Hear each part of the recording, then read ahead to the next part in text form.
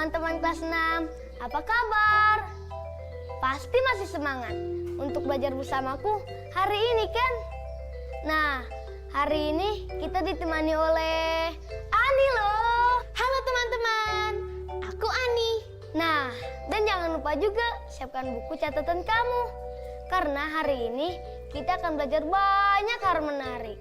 Seperti memahami listrik tertutup dan terbuka, fungsi dan cara kerja saklar, dan memahami kalimat perbandingan. Kita juga akan belajar tentang konsep perkalian bilangan pecahan dan cacah. Pastinya seru deh. Ayo kita semangat!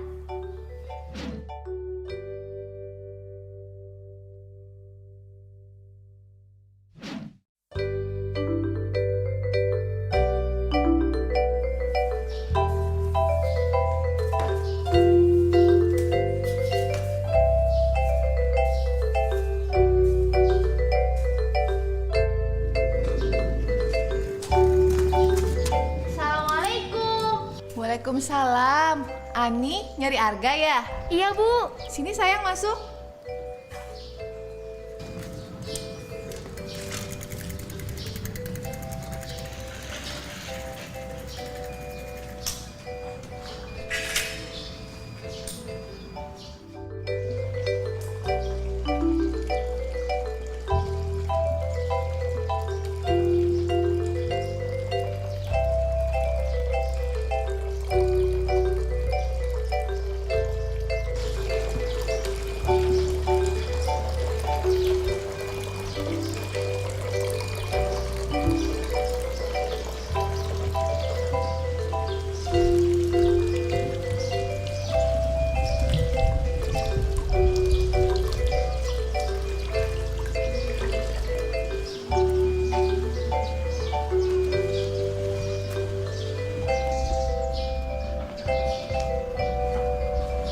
Sebentar ya, Ibu panggilkan. Iya, Ibu. Arga? Arga? Ada Ani nih, Nak, mau ngajak bermain. Hai Ani, ayo kita main layangan. Yuk. Kamu mau main layangan di mana, Nak? Di sana, Bu. Jangan, Arga. Bahaya. Memangnya kenapa bahaya, Bu? Benang layangan yang menyangkut di kabel listrik akan mengakibatkan kabel listriknya itu menjadi rusak, terganggu, bahkan bisa terputus. Nah, kalau sudah terputus, pasti akan mengakibatkan orang lain tidak bisa menggunakan listrik. Karena rangkaian listrik ini merupakan rangkaian listrik tertutup. Rangkaian listrik tertutup. Berarti kalau ada rangkaian tertutup, ada juga rangkaian yang terbuka dong. Benar, sini Ibu jelaskan.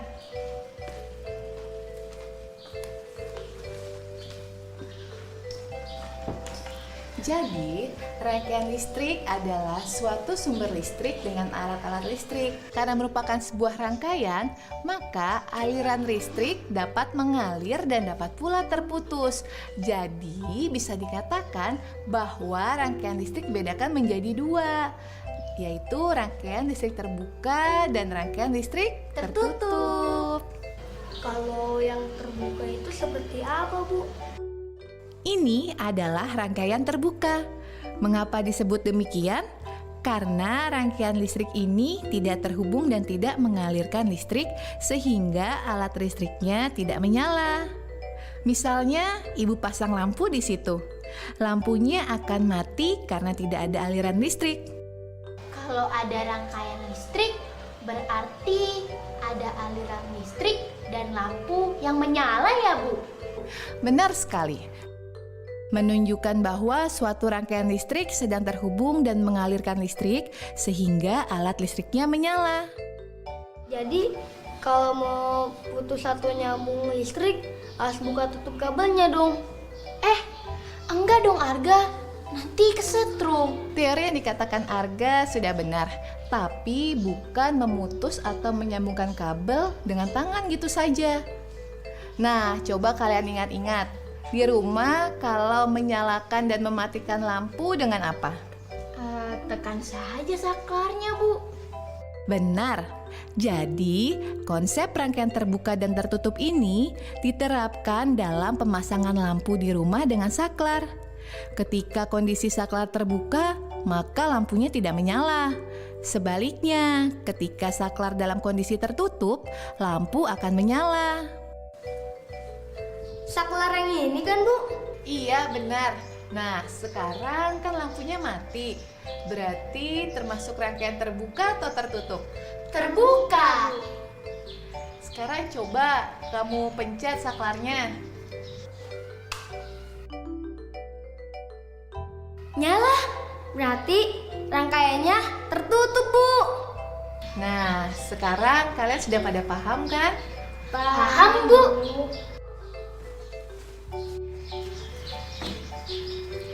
Alat listrik yang menggunakan saklar itu lebih baik dibandingkan dengan yang tanpa saklar.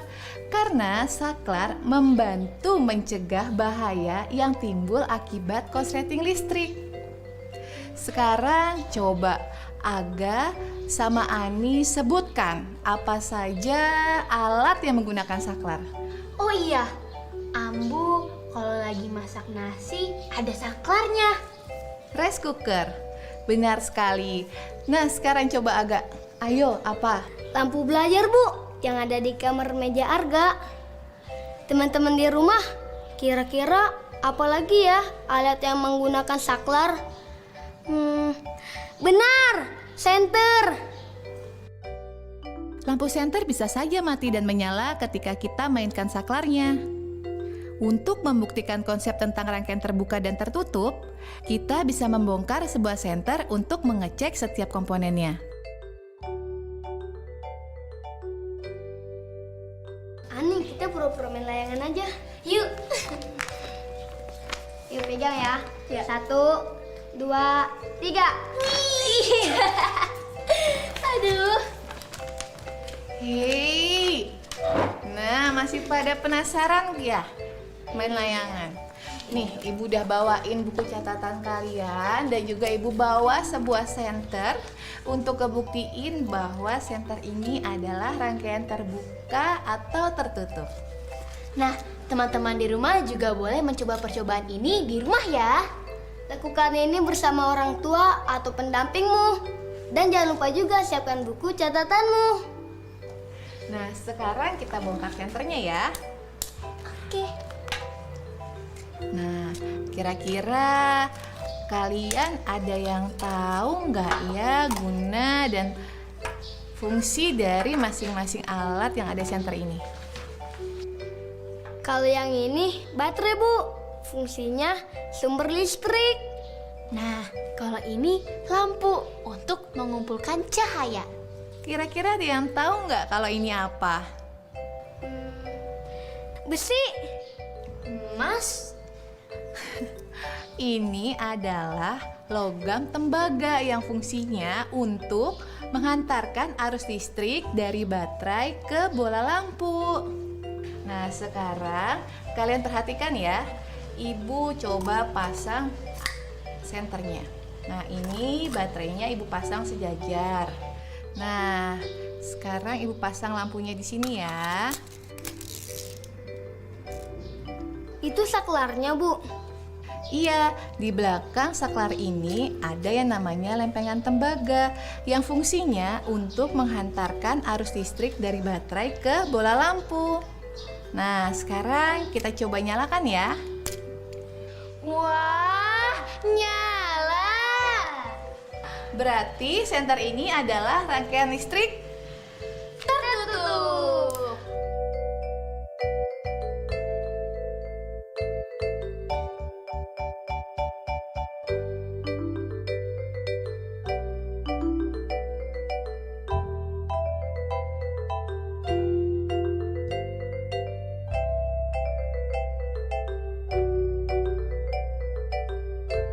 Kalimat ibu barusan seperti yang diajarin di sekolah deh. Oh ya? Kalimat apa nih? Kalimat perbandingan. Barusan ibu bilang dibandingkan. Pintar, Ani. Nah, kalau kalian sudah mengerti, berarti kamu bisa dong menyebutkan ciri-ciri kalimat perbandingan itu apa saja. Aku tahu, Bu. Di dalam kalimat itu menggunakan kata sambung. Misalnya seperti, dibandingkan, daripada, seperti halnya. Terus apalagi ya? Bisa pakai demikian juga, sebagai, bagaikan, dan bagai. Itu dia maksud aku. Dan harus ada dua objek yang dibandingkan. Lalu apa lagi? Nah, teman-teman, ada yang tahu lagi nggak apa aja? Nah, benar. Salah satu lagi cirinya adalah bersifat netral dalam membandingkan dan juga tidak menjelekkan salah satu objek yang dibahas. Oh iya, aku catat deh biar nggak lupa.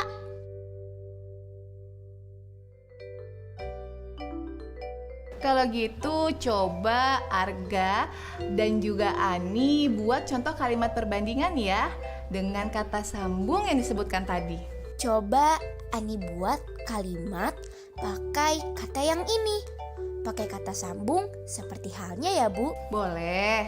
Seperti halnya pemanfaatan energi lain, arus listrik dalam benda-benda ini dapat bergerak jika ada sumbernya. Betul sekali, Ani. Nah, kalau Arga mau buat kalimat kata sambung dengan contoh seperti apa? Ini, Bu, dibandingkan. Coba kalimatnya seperti apa? Alat listrik yang dilengkapi oleh saklar lebih aman dibandingkan tanpa saklar. Nah, benar. Pintar sekali Ani dan Arga. Kalau kalian sudah paham betul, coba kalian buat kalimat dengan kata sambung yang lainnya ya. Nah, teman-teman di rumah, ayo buat contoh kalimat perbandingan di buku catatanmu ya. Gunakan kata-kata seperti, daripada, dibandingkan, bagai, dan demikian juga di masing-masing kalimat yang kamu buat. Selamat mengerjakan!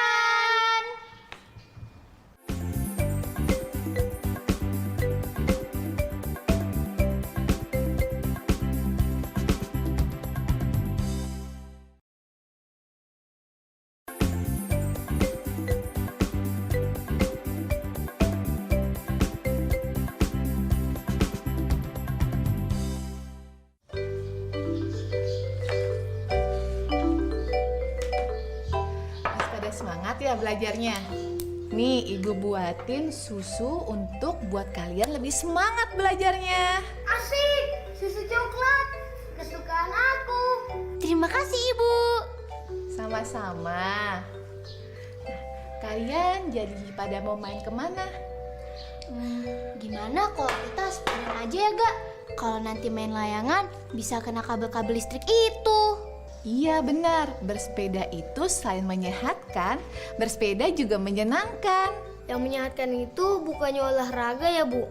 Bersepeda itu juga termasuk berolahraga, karena dengan bersepeda kita mengeluarkan energi yang ada pada tubuh kita. Apalagi jika kita bersepeda sampai mengeluarkan keringat, otomatis banyak sekali energi yang keluar dari dalam tubuh kita. Kok Ibu tahu energi yang terpakai? Emang bisa dihitung? Oh iya, memangnya kelihatan, Bu, mana energi yang terpakai dan enggak? Iya, memang kita tidak bisa melihat satuan energinya, tapi kita punya informasi yang pasti berapa kalori yang keluar dalam tubuh kita setiap kita beraktivitas. Kalori itu apa, Bu? Kalori adalah satuan energi dalam tubuh. Jadi, sudah ada informasi yang menjadi patokan kita. Misalnya, ketika lari pagi selama 1 jam terbakar 700 kalori. atau lompat tali selama 1 jam tanpa henti. Maka 700 kalori terbakar di dalam tubuh. Kalau bersepeda selama 1 jam, itu berapa, Bu? Kalau bersepeda selama 1 jam, kalori yang terbakar itu adalah 600. Kalau berenang, Bu? Kalau berenang itu sama, kalori yang terbakar juga 600 kalori. Wah, banyak juga ya, Bu. Jadi kalau kita berenang lama, berarti banyak juga dong kalori yang terbakar. Iya, tapi kalau kalian terlalu banyak beraktivitas, tidak diimbangi dengan asupan makanan 4 sehat 5 sempurna, itu berarti sama saja. Ayo, siapa yang tahu apa itu 4 sehat 5 sempurna? 4 sehat itu ada karbohidrat dari makanan pokok, ada protein dari lauk pauk, terus ada vitamin dari sayur-sayuran dan buah-buahan. Nah, untuk 5 sempurnanya? Susu. Nah, kalau kurang 1, itu tandanya belum menjadi 4 sehat 5 sempurna. Ayo, di antara kalian, siapa yang gak suka makan sayur? Ani sih suka makan sayur, tapi sedikit. Arga juga doyan, Bu, sayur. Ah, kamu aja makannya susah. Jangan suka susah makan ya. Oke, Bu. Nah, gimana kalau Arga cuman punya waktu 30 menit untuk berolahraga? Berapa kalori yang Arga keluarkan? 1 jam 700 kalori. Kalau setengah jam berapa? Aku aja belum tahu. Kok tanya aku? Sini, Ibu ajarin. Kita bisa menggunakan konsep perkalian bilangan pecahan dan cacah untuk dapat menentukan banyak energi yang keluar saat melakukan lari pagi. Kita dapat mengamati bahwa dalam 1 jam, tubuh kita mengeluarkan energi sebanyak 700 kalori. Dengan demikian, setengah jam lari, tubuh kita mengeluarkan energi sebanyak 350 kalori. Angka ini dapat diambil dari 700 dikalikan 1/2. Hasilnya yaitu 350 kalori. Oh, gitu, Bu. Nah, dengan mengetahui berapa jumlah energi yang keluar dari tubuh kita, itu tandanya kita harus memperhatikan jumlah asupan makanan yang masuk ke dalam tubuh kita agar tubuh kita tetap sehat dan bugar. Berarti kalau kita makan banyak, kalori yang dalam tubuh kita tambah banyak dong, Bu. Iya. Kebayangkan kalau kita lari pada saat lapar? Ani pernah, Bu. Pas lagi pelajaran olahraga di sekolah. Belum sarapan, lemes banget. Nah, pastinya kita nggak punya energi kan untuk berlari. Itu artinya kita membutuhkan energi dari makanan. Berarti makanan itu sangat penting kan bagi tubuh kita? Iya, Bu. Nah, Ibu coba kasih contoh soal ya. Nah, teman-teman, ayo ikut jawab pertanyaan dari Ibu ya. Jawab di buku tulismu. Soal pertama. Misalnya, Ibu membuatkan sarapan dengan menu makan pagi yang memiliki kandungan 240 kalori. Lalu, Arga berolahraga pagi selama 1 jam dengan mengeluarkan energi sebanyak 180 kalori. Berarti energi yang Arga miliki sekarang bertambah atau berkurang?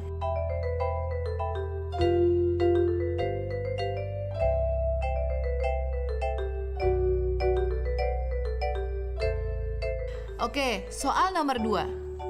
Ibu punya data seperti ini. Ani makan dengan menu yang mengandung 200 kalori. Kegiatan manakah yang cukup dilakukan dalam waktu setengah jam? Dan kalian tulis alasannya ya. Berarti harus hitung kalori masing-masing kegiatan jika dilakukan selama setengah jam. Nah, teman-teman di rumah, cari dulu jawabannya satu persatu. Jika udah ketemu, sertakan alasan kamu. Sudah, Bu. Masih semangat belajarnya? Masih, Bu. Soal selanjutnya ya. Ibu punya informasi berikut. Sambil kalian catat ya. Seporsi nasi goreng mengandung 250 kalori. Lalu secangkir teh manis mengandung 55 kalori. Semuanya ibu makan di pagi hari. Setelah itu, ibu lari pagi selama 1/4 jam. Karena lelah, ibu minum segelas jus mangga yang mengandung 150 kalori. Nah, pertanyaannya, berapa jumlah energi yang ibu miliki sekarang? Teman-teman, perlu diingat ya, ketika kita makan dan minum, maka kalori akan bertambah. Sedangkan ketika kita beraktivitas, pastinya kalori akan berkurang. Jadi, kamu lengkapi operasi hitung berikutnya beserta angka jumlah kalorinya. Dan jangan lupa, tunjukkan hasil jawaban kalian ke orang tua atau pendamping belajar kalian. Selamat mengerjakan, teman-teman. Yeay, kita sudah selesai. Aku ada yang salah tadi satu. Kamu pinter banget bener semua. Gak apa-apa Arga, setidaknya kamu sekarang sudah mengerti cara menghitungnya. Jadi besok-besok kamu sudah bisa mengerjakannya. Nah, sekarang kamu sudah paham kan? Ya Bu, Arga sudah paham. Kalian jadi main sepedanya? Jadi Bu, Arga mau sepedaan 1 jam agar membakar 700 kalori. Boleh, tapi kalian harus ingat pesan ibu ya. Yang pertama, kalian harus bermain sekitar sini aja. Dan yang kedua, jangan ngebut-ngebut ya. Siap, Bu. Ya udah kalau kayak gitu, ibu masuk ke dalam ya.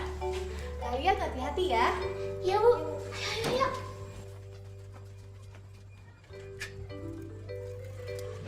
Setelah kita belajar, saatnya kita bersepeda. Oke, Arga, Ani, kalian jangan lupa menggunakan maskernya ya. Tetap memperhatikan protokol kesehatan. Siap, Bu. Sudah, hati-hati ya. Oke, Bu. Terima kasih ya. Assalamualaikum. Waalaikumsalam. Assalamualaikum Bu. Yuk.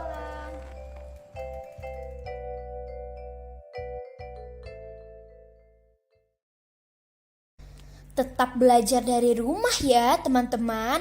Jaga jarak, rajin cuci tangan, dan pakai masker agar kita ikut mencegah penyebaran COVID-19. Sampai jumpa.